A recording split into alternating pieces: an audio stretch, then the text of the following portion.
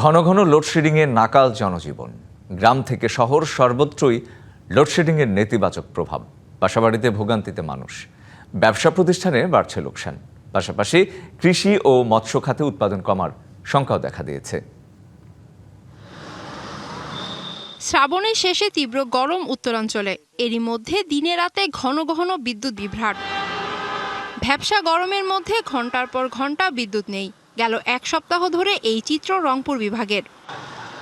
উত্তরাঞ্চলে দৈনিক বিদ্যুতের গড় চাহিদা প্রায় 1100 মেগাওয়াট। এর বিপরীতে মিলছে 550 মেগাওয়াট থেকে 600 মেগাওয়াট। এতে তৈরি হয়েছে সংকট। ঘন ঘন বিদ্যুৎ বিভ্রাটে সেচ কার্যক্রম ব্যাহত হওয়ায় বোরো ধানের ফলন কমে যাওয়ার শঙ্কায় কৃষক। সার নাই, তেল নাই, কারেন্ট থাকে না, মোটর চলে না, ডেইলি চালাই না, পানি দেওয়া লাগতেছে শ্যালো মেশিন দিয়ে। কারেন্ট থাকে না, কিছু চালাই না, কারেন্ট নাই, বৃষ্টি নাই, এই ধানের তো নষ্ট হয়ে যাবে জায়গা। বিদ্যুৎ নির্ভর ব্যবসার চিত্র আরও নাজুক। ফটোকপি, প্রিন্টিং, অনলাইন সেবা সহ নানা ব্যবসা প্রতিষ্ঠানে বিদ্যুৎ না থাকায় বন্ধ রাখতে হচ্ছে কার্যক্রম। এতে কমছে আয়, বাড়ছে লোকসান। নগদ নিয়ে এলো হার না মানা হার অফার। সর্বনিম্ন 10,000 টাকা রেমিটেন্স নগদে পাঠালে থাকছে স্বর্ণের হার জেতার সুযোগ। প্রায় 3 ঘন্টা 4 ঘন্টা বেশি কারেন্ট পাচ্ছি না। এই ভোগান্তিতে কাস্টমারদের অসুবিধা হচ্ছে, আমাদের দোকানদারি করতে অসুবিধা হচ্ছে।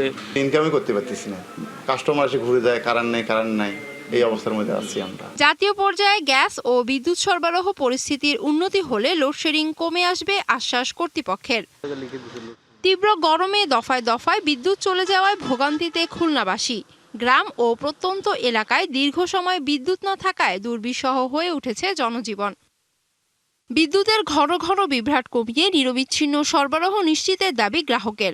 10 দিনের ভিতরে এত যে কারেন্ট যাচ্ছে, আসলে এটা মেনে নিতে পারতেছি না আমরা। 10 থেকে 12 ঘন্টা বিদ্যুৎ থাকে না, দেন আপনার যারা ছাত্র আছে তাদের উপর তো সমস্যা হয়। একই চিত্র নেত্রকোনায়। 10 উপজেলায় কয়েক লাখ বিদ্যুৎ ও 5,500 গ্যাসের গ্রাহক এই সংকটের দ্রুত সমাধান চান।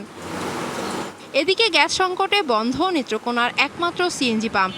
এতে বেড়েছে যাতায়াত ব্যয়। ভোগান্তিতে পড়েছেন সাধারণ মানুষ।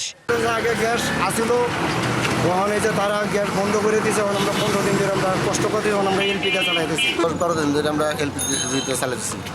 এখন 120 টাকা আমরা ভাড়া নিতেছি। বিদ্যুৎ ও গ্যাসের দুর্ভোগ থেকে মুক্তি পেতে কার্যকর পদক্ষেপের অপেক্ষায় সাধারণ মানুষ। DBC news desk.